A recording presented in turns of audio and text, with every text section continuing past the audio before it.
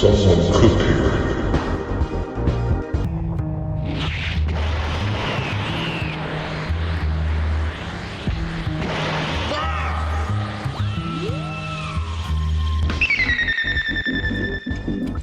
Yo, what is up? It is your boy, Kakazu's Media.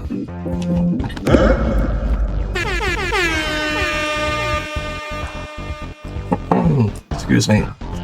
Hope you guys had a good week and an even better weekend at the time of watching this or whenever you're watching this. We are back with another gunpla review. Last time we did a Gundam Endless Waltz kit known as the Gundam Death Scythe Hell. And now we are on to the Endless Waltz Gundam Sandrock from the Gundam W Endless Waltz. If you guys are unfamiliar with that, that was a 1997 OVA, if I'm not mistaken. That came out, took place about 1 year after the original story and follows the Gundam pilots as they reunite to stop a threat led by Ku Shirinda, who seeks to continue his father's vision, and features iconic redesigns of the Gundams by Hajime Katoki, most notably the Gundam wing for its angel wings. This guy was priced around $41 at galehobby.com. Somehow, some way, I got this guy for exactly $41, no tax, free shipping. Don't care, it's here.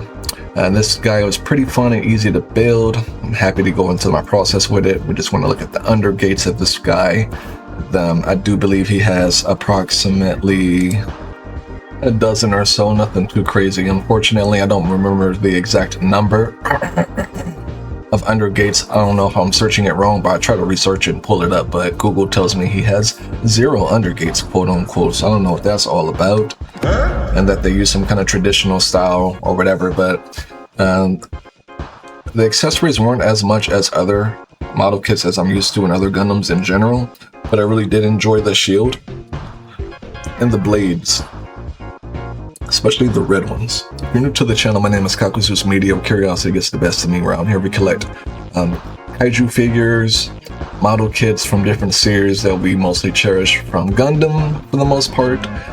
This is our 13th gunpla, 14th gunpla. We're getting up there, man. Double digits is crazy. We're almost at 20 reviews. I'm at 20 gunpla owned. It's crazy that I finally hit over 20 Gundams, but most of those are in the backlog, you know. That's going to be what's in the box. It's going to be the booklet.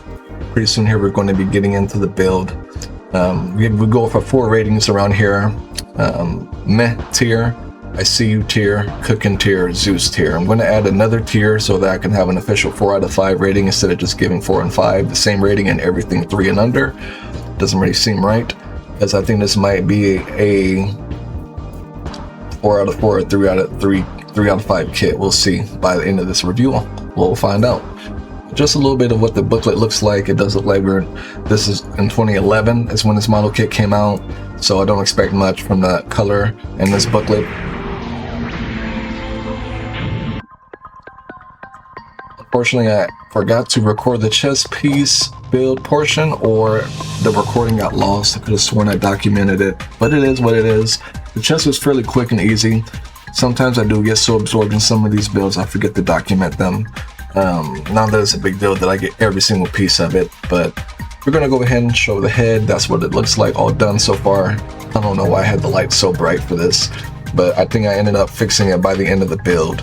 That's the head all done, very simple. And this guy has a lot of white compared to most Gundams, not a lot of the traditional blue, yellow, and red, and I do kind of like that. I like his use of yellow and navy blue colors.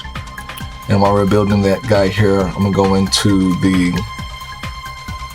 Gundam itself a little bit, give you some history.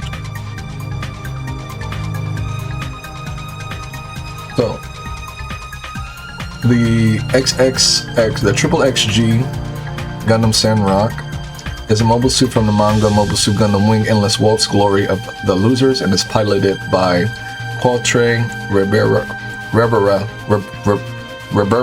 Oh my gosh, Reberba. Winner? Qualtre Reberba Winner? Interesting name. As far as like technology and combat characteristics of this guy, the Sandrock was constructed by Instructor H and the L4 colonies under the financial support of the Winter family, designed for operations on land, especially in a desert environment. It has high combat capabilities and excels in melee combat with its strong armor that is more robust than other Gundams. In addition, it has advanced communication and information analysis systems, as it was designed as a commander unit and tasked to be the core of the command system for the Magnac Corps and the 5 Gundams. Following its self-destruction and then restoration by the Magnac Corps, the Sandrock was painted in a new bluish-purple color scheme. It comes with a Vulcan gun, a heat shotell, a shield, cross crusher, beam machine gun, beam rifle, and a shoulder cannon. Most notably for me, the heat shottels. These enormous curved blades are the Gundam Sandrock's main weapons, and what attracted me to this kit and this Gundam as a kid growing up, despite its lackluster design, quote-unquote, compared to, say, like Death Sight, Epion, Shenlong, Death Sight. But they can be superheated to further increase their cutting power. The heat shottels can also be used as throwing weapons when required, as connected to their pommels to form a double-bladed weapon, or mounted to the shield to form the cross crusher, which I really like. It's pretty cool. I'll probably have them with that when I pose them up and put them on the shelf. When not in use, the heat shottels are mounted on the backpack of the Sandrock. Also kind of fancy that design. Looks like he can hit a cool like ninja front flip, kind of like Sonic the Hedgehog, and kind of go flying at you and cut you with the blades or something. I don't know. Or like use it to cut through something. The shield looks pretty cool as well. It's a physical shield design with a snake head motif. That's probably what attracts me to it so much. I didn't realize what it was about it, but I really like the snake shield design, so I'll call it now, as it features 2 claws known as fangs and 2 shield flashers, which kind of look like the eyes, quote unquote. The shield has an anti-beam coating, and the shield flashers can release a blinding flash to confuse enemies. The Gundam Sandrock is usually equipped with a shield mounted on its left forearm, but it can mount a second shield on its right forearm if required. The Cross Crusher.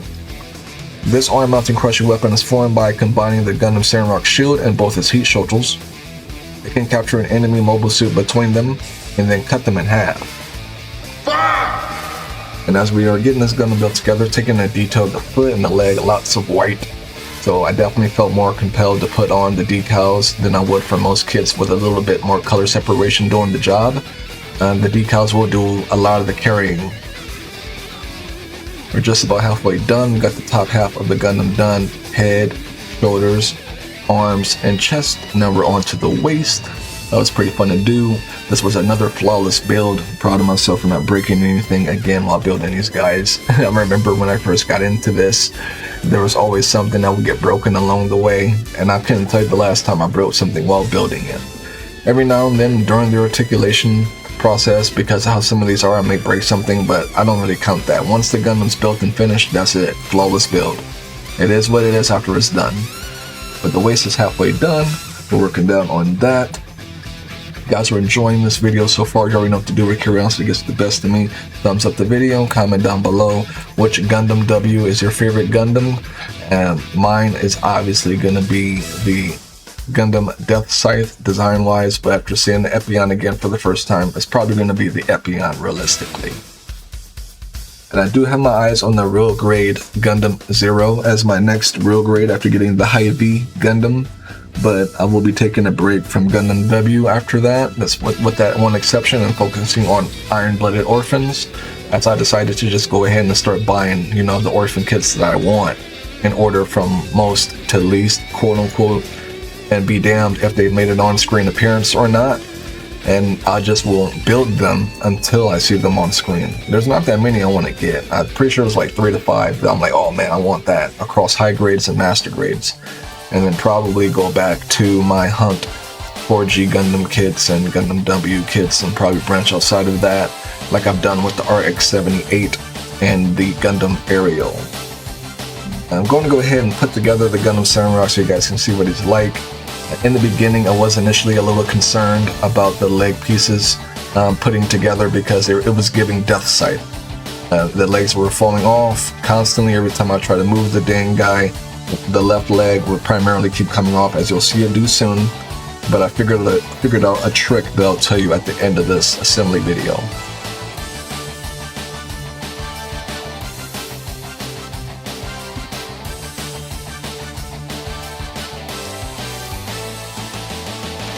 There it is.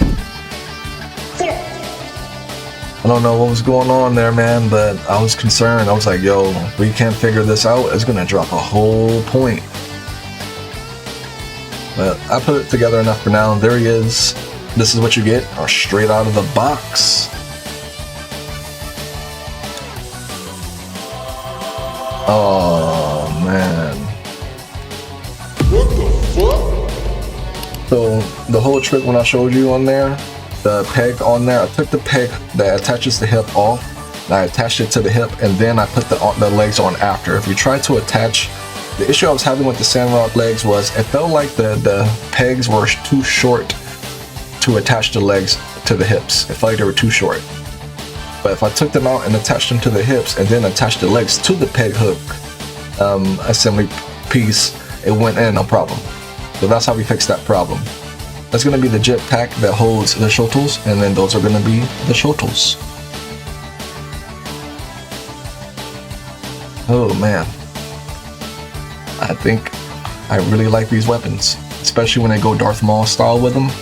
Any dual blade weapon that goes double-ended, it's automatically going to be a favorite in my book. Every time. These are very unique.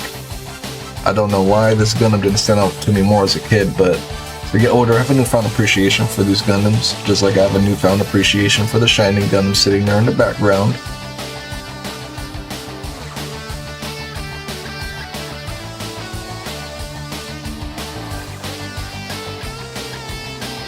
There you have it, the shoulders, pre-decal.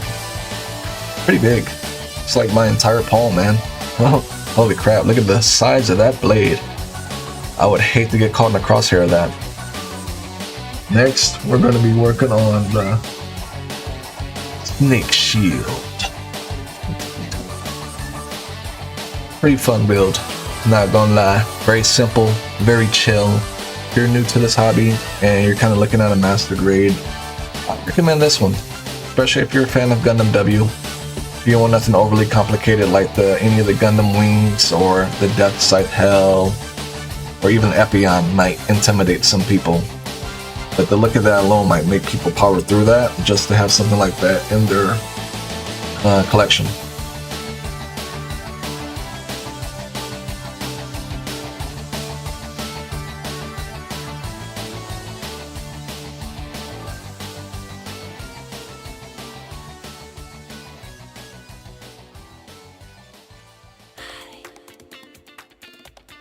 So sick. Really big fan. I wish the Sandrock had more, but I like them. Not everything needs to have a bajillion accessories and, you know, transformations and all the other jazz. Excuse the lighting, but we do have one more accessory left. We got the submachine gun. I blinked and I was done building that. That was probably one of the fastest things I ever built. Come on, camera, focus. What are you doing? Come on. There we go. Oh. Alright, and there you have it. That is the final product that you get for those who don't care for decals and don't care for decaling. I mean, don't care for decals and panel lining. That's what you get. I put every sticker on that wasn't decal related. And translucent, I don't know what those scratch on stickers were. Those are weird, but it has those as well. But I like it. A little too much white, but it's still all right. And there goes the pilot himself, Winner. That's what I'll just call him for now. Very clean.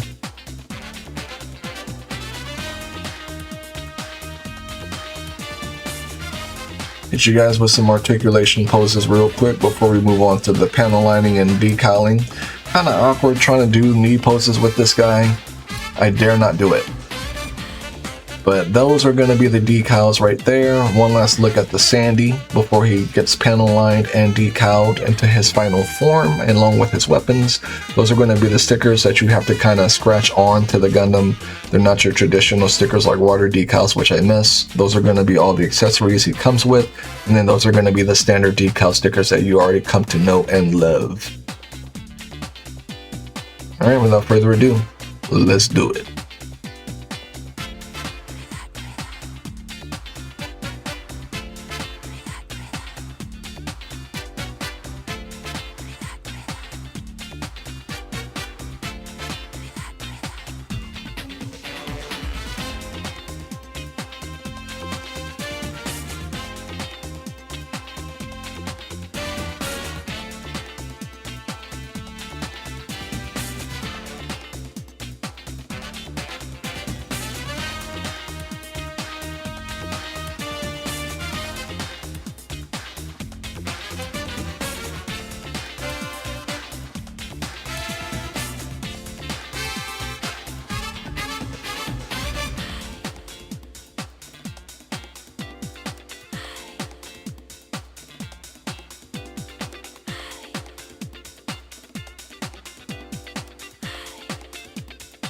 Alright, now that we are all done with that, those are going to be the weapons that needed the stickers. Some of them were a mix.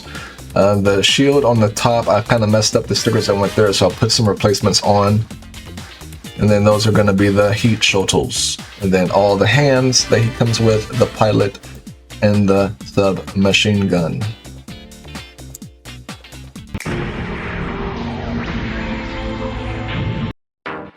Alright, as far as like detail goes on this Gundam, I like the color separation of the yellow and the white. Again, with the navy blue with the hint of red in there, a little bit of dash in there. I like the use of the white. I wish they would have had more different shades of white, maybe like some grays, kind of help with the color separation a little bit, like they do with the Sandrock Gundam with the blue and the purple.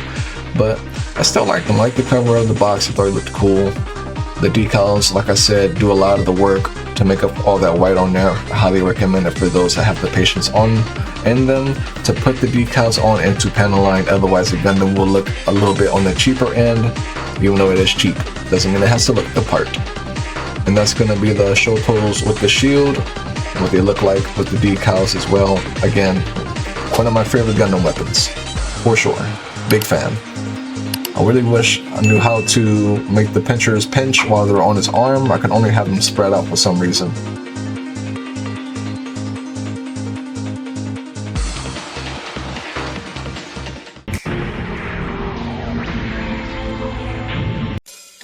As far as articulation goes on this guy, it's not the greatest, but it's not the worst. You know, you got your standard look left, right, up, down. He can only look up so high though, you know. And then you got his arm, he can hit a full 180. And then his elbow joint, just enough to get a nice little wave out of him. You can get his arm to go up pretty high by lifting his shoulder up a little bit, but you don't want to risk it because sometimes I popped out the arm trying to do too much articulation. The hands come to a full swivel, so you don't have to worry about breaking those off.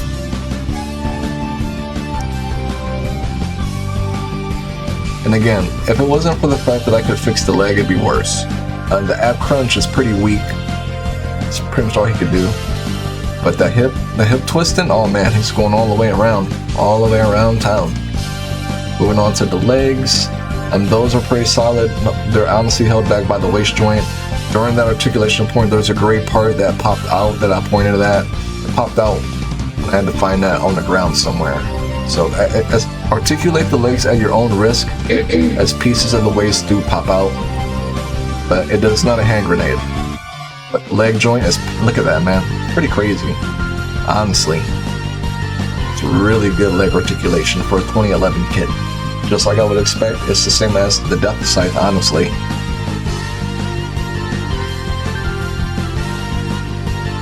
And then here it is from the back. I don't even know why I need to do that. But here we go, emulating some poses from the box. Cover the box, you know, always gotta do that. We usually crack those outside. I think I did a pretty good job to the best of my ability. and then I'll crack a couple more poses that you'll see in the booklet or on the sides of the box. You can reference the beginning of the video to see the sides of the box and poses of what I do now versus on the box to see how accurate I got them. Very, very nice. I really like this guy. One of the simpler looking Gundams, but I like him for it. I have a black bookshelf. He will definitely stand out. Definitely not the type of Gundam that'll blend in with those kind of weapons either in his hands. Pretty forgettable when they're on his back though if you can't see the back.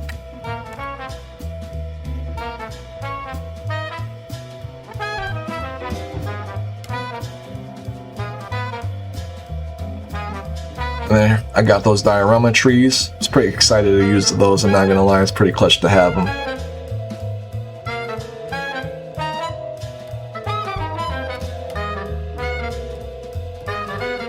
Pretty much the pose I got him in now. I like the gun. Even though it's simple, I like it. He does a really good job at holding his shotos and holding his weapons. The hands may pop out a little bit, but once you got him in, he's solid. And that's going to be the Darth Maul style with the twin shotos.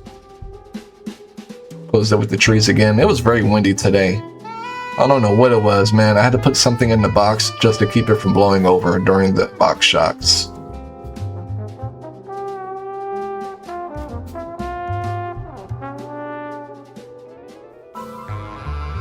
I'll meet you guys with this last shot here, and then we're going to move on to size comparisons, just so we can just appreciate this simplicity yet deadly design of the Sandrock Gundam EW.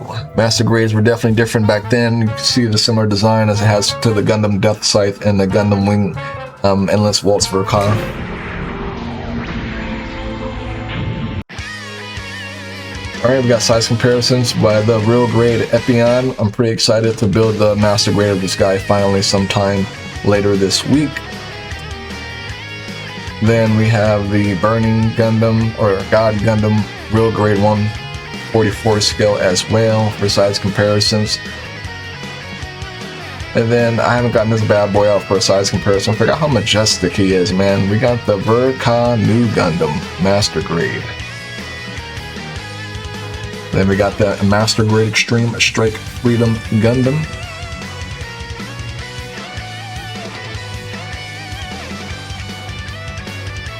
And of course I can't do a Endless Waltz showcase without getting an Endless Waltz Gundam Death Scythe from the last review. Please be sure to check that out and thumbs up that video.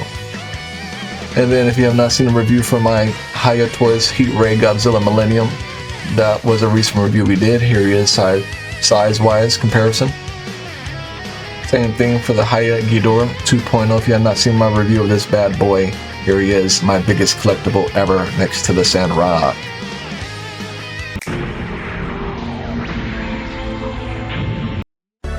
Alright, final verdict as far as I'm concerned on this guy. I do recommend this kit. I don't think you should like clamor for him, but I definitely don't think you'll be disappointed if you entertain this build. Both beginner and advanced. It's a chill build for anyone new and old. Based on the Gundam Wing Endless Waltz anime, the Gundam Sandrock model kit is 1/100 scale and becomes fully articulated figure once complete. This version of Sandrock by Hajime Katoki was designed in the style of Gundam Wing OVA Endless Waltz and features the ability to do the cross crusher. Pros: design, weapons, easy to build for beginners, durable, stays together. Cons: legs were weird, lack of accessories even though they were cool, hands were a little flimsy to put on, some waist pieces are a little hand grenade-ish. Articulation 7 out of 10, build 8 out of 10, detail 7 out of 10, accessories 7 out of 10. I'll give this guy cooking tier. Someone cooked here. It's not the greatest, but it's not the worst, but I can't give this guy Zeus tier. But that's going to be the collection so far. That's going to be all the Gundam Wing kits I have in the collection. Soon it's going to be a Master Grade Epion up there. But first we got to go through the high grade Master Gundam. I'm done building him. I just got to panel line him and that's it. And then he'll be ready for review. And that's going to be the Godzilla collection. Thumbs up the video if you guys found this review handy dandy. And I'll catch you on the next one. Until next time, stay hydrated. Peace.